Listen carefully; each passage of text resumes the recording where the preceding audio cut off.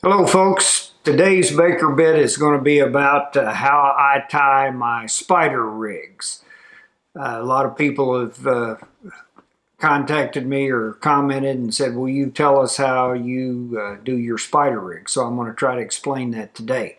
I basically use one of two styles of rig, either a Capps and Coleman rig, which uses a three-way swivel, a dropper loop, a weight in line with the bottom hook, or what they call a Kentucky rig, where the weight is on the bottom and the two hooks are above it. I'm not going to show you that rig today. I'll do another video about that. Today it's just going to be about the Capps and Coleman rig. First of all, when I talk about my spider rig, some people call it spider rigging, other people call it trolling. But you've seen my videos. I call it spider rigging, where you're sitting in the front of the boat. You have rods out in front of you, and you're pushing baits on double hook rigs or double jig rigs or a hook and a jig rig. Today I'm just going to tie a double hook rig. You can always substitute a jig for a hook, whatever's your preference. The weight is variable as well. You can use whatever weight you want. This is a 1/4 ounce. I'll tie one today with a 1/2 ounce. You can use an ounce, 2 ounce, so you can put whatever weight you want in there to meet your circumstance. Why do they call it a Capps and Coleman rig? I want to give credit where credit's due. This rig was invented by, or at least made popular by, I'm not sure which, Ronnie Capps and Steve Coleman years ago, and they've explained that in their book, Winning Crappie Secrets, which was written by Tim Huffman. It's a great book if you get a chance to get one of these, and they lay out their dimensions for the Capps and Coleman rig, and I basically just follow what they've set forth in their book. And that calls for as I said, a three-way swivel. Off the middle arm of the swivel, you just have a dropper loop, or a loop that comes off that's 12 inches long. You go 18 inches from the swivel, or three-way, down to the weight, and then there's another 12 inches from the weight down to the bottom hook or jig, whatever you're using. I know this rig's kind of hard to see. I'm going to tie one using mono, and then I'll tie one using some heavier line. Hopefully you can see it better. First of all, let's talk about the ingredients that go into this recipe for this Capps and Coleman rig. And this is just a matter of preference. I'll show you what I use. It's worked good for me. You may like something else. But as far as the swivel goes, I just use an offshore angler crossline swivel that I buy at Bass Pro Shop. It's in a size 8. My weights I buy at Walmart. I like these Water Gremlin weights. And you can get these in sizes from a 1/4 ounce or 1/8 ounce, I think, even up to, I'm not sure how heavy. I've bought them up to 2 ounces, I think. But that's the weight I use. And then a hook, again, it's whatever your preference is. Some people use a big hook. You can use a small hook. Again, whatever hook you want to use, whatever works for you is what you ought to use. I typically tie a size 2 Mustad light wire hook.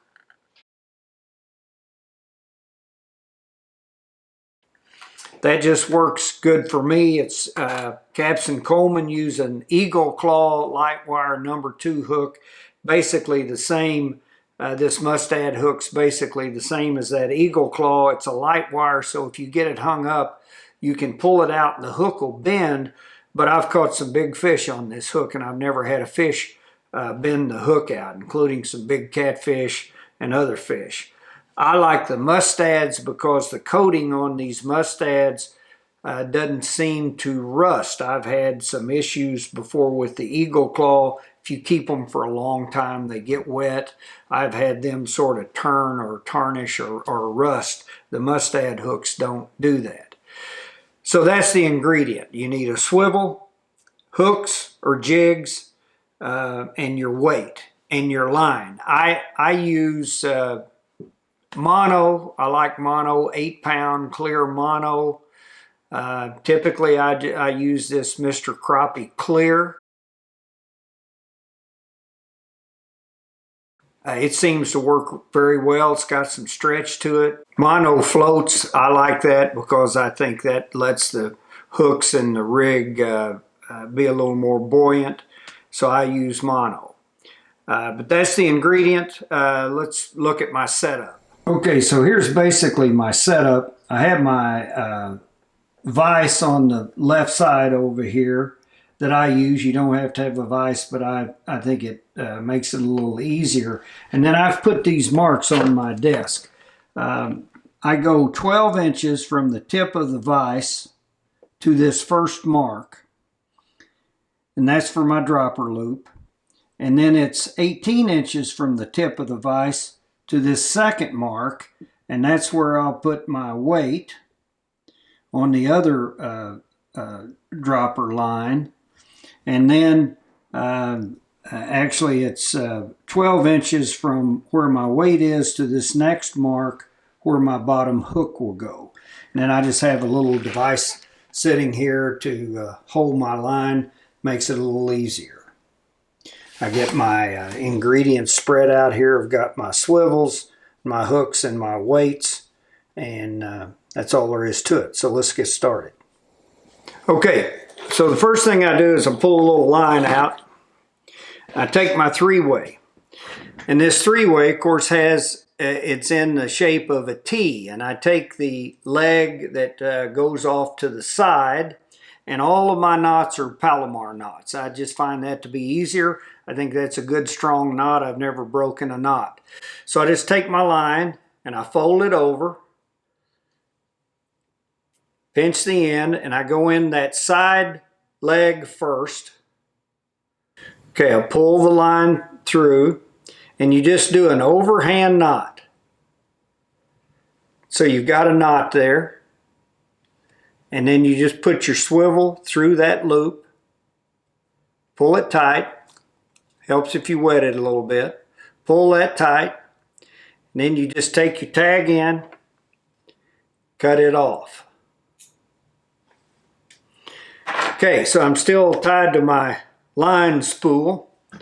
I go over to my vise, and I don't put it in the vise yet. I just use the vise sort of as a measuring device right now. And I come down to my 12-inch mark, actually just shy of the 12-inch mark, because I do it a little shorter because the hook shaft length will make up the 12 inches. I try to do 12 inches from the swivel to the bottom of the hook. And again, you can vary that length if you want to, whatever's your preference.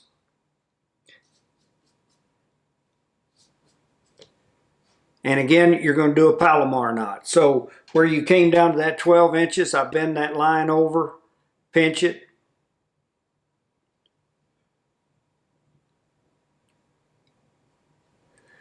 put it through the eye of that hook, pull it through. And again, it's the same thing. Just tie an overhand knot, and then you take that loop in, put the hook through it, hold your line tight. That distance won't change if you hold both pieces of that line together and pull it tight.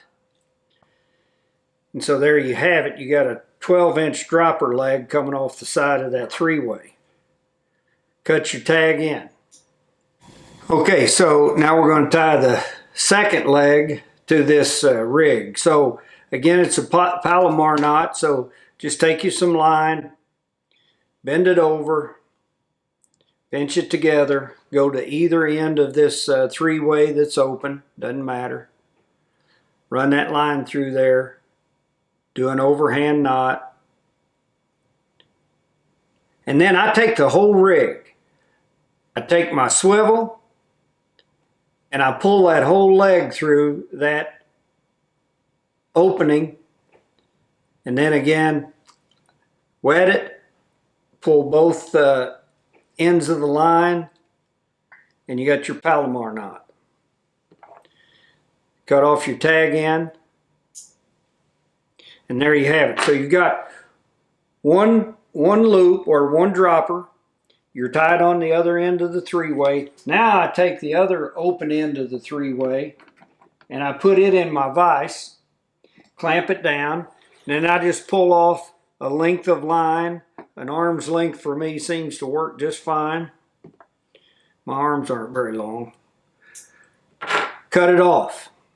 So now the next thing you're going to do is put your weight on. So just run your line through the weight. And I'll run it through twice first. With it through there only twice, you can still move that weight up and down your line. So there's once, twice. All right, so I've got that on my line, but I can move it up and down with it only wrapped twice. So I go to my 18-inch mark and I hold it. And then while it's at that point, I run that, I go back to the bottom and I run that line through there, keeping it in that same position 2 more times. So a total of 4 loops through there.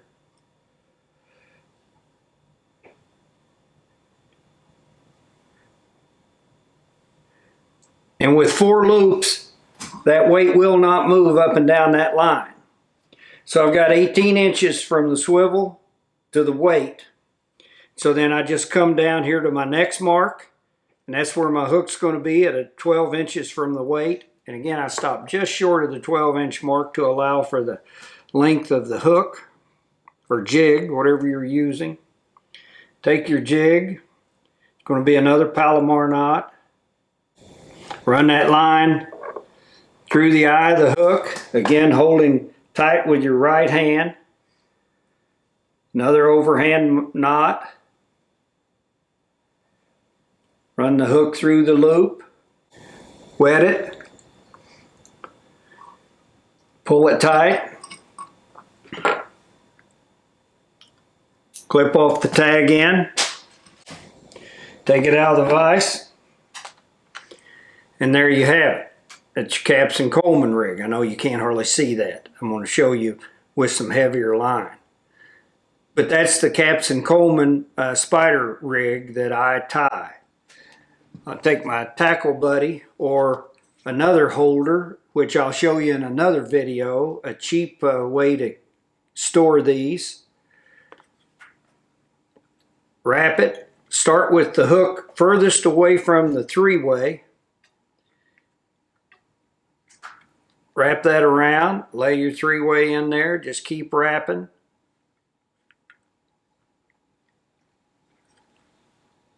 Can't see. I usually have my desk light on here, but I've turned it off so I can do this video and it's hard to see. Stick that hook in there. You got your pre-made rigs ready to go. That's all there is to it. Okay, I'm going to get set up with some heavier line. We'll tie another one real quick and I'll show you again. Okay, here we go. For demonstration purposes, I've got some 100-pound tough line braid, a great big egg sinker, 2 big 8/0 circle hooks. This is obviously some of my catfish gear. But at any rate, I've got a great big 3-way swivel. Okay, so you start by going in this side eye of the 3-way. Like I said, take your line, fold it over, go in that side eye, just tie a big overhand knot, which leaves you a loop on this tag end. Run your swivel through there, pull it tight. It may be a little tough with this heavy braid. Pull it tight,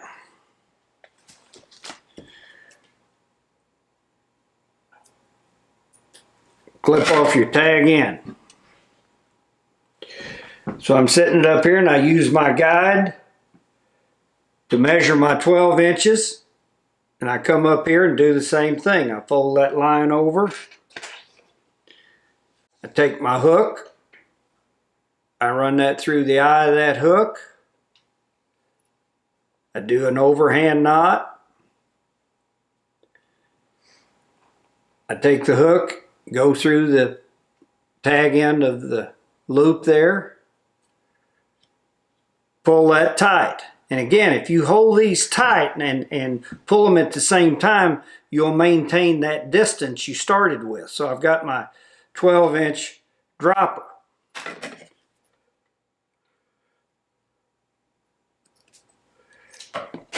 Cut that off. Okay, so I've got my 3-way with my 12-inch dropper. Take my line again. We're going to do the same thing. Make you a loop. Now, you go to either end of that 3-way. Doesn't matter which one.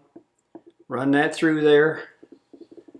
Tie you a big overhand knot again.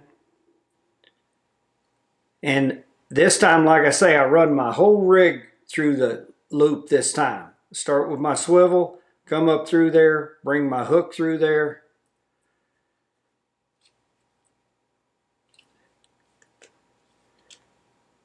So I've got my Palomar knot tied there. Cut that off. Okay, so now I go to my vise and I put the other end that's not tied to this end here in the vise. That holds it in.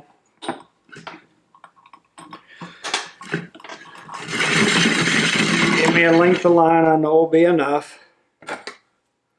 Cut it off. All right, then I get my weight. Go through that weight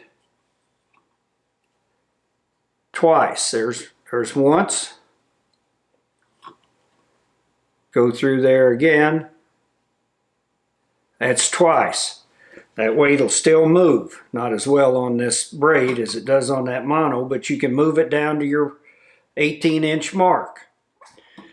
I kind of just pinch the line there so it doesn't move, and then I'll go through that hole twice more.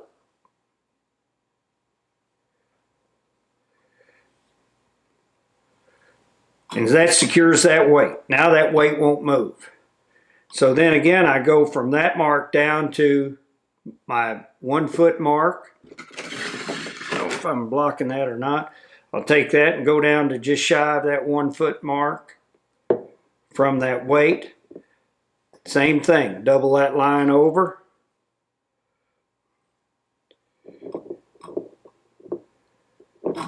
Go into that overhand knot.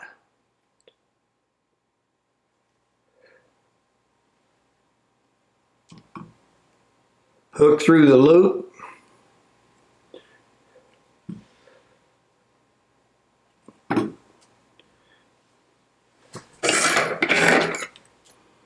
Cut off the tag end.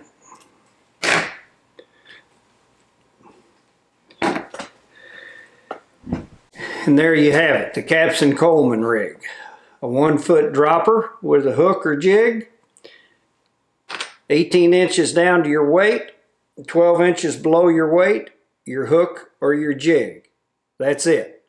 If you catch a crappie on this rig, it's going to be a really good one. Now, if you don't want to mess with tying these, I can tell you B&M has these rigs pre-made, Capps and Coleman rigs in packs. But they come in different weights. This has 1 ounce weight on it. This has a 1/2 ounce weight on it. I think they come with some other different weight sizes, but they're already pre-tied. They have 2 number 2 eagle claw hooks and the weight and the swivel or 3-way swivel already tied and on there, so you don't have to mess with doing them yourself. Frankly, in my spare time, I sit here, turn on the television, get myself a cold drink of whatever choice you want to get. And I sit here and just tie these up in my spare time, and I kind of enjoy it. But that's up to you. If you prefer to buy them, they are available. You can get these at a number of stores, or I think you can get them by contacting B&M on their website. But that's it. That's how I tie my Capps and Coleman rig. They've come up with a great rig. They've won a ton of money on that rig over the years. The proof is in the pudding, so to speak. So thank them for their design, and that's how I do it. If you've got any questions, send me a comment below, and I'll try to answer your questions. I look at my comments and I try to respond. Stay tuned. I'm going to do another video on how I tie a Kentucky rig. I've got an idea about doing a video on an alternative to these tackle buddies, a cheaper way to store these rigs, and some other things in the work. So thanks for watching. If you enjoyed the video, I hope you'll hit the like button down below, and I hope you'll subscribe to my channel if you're not already a subscriber. Thanks for watching.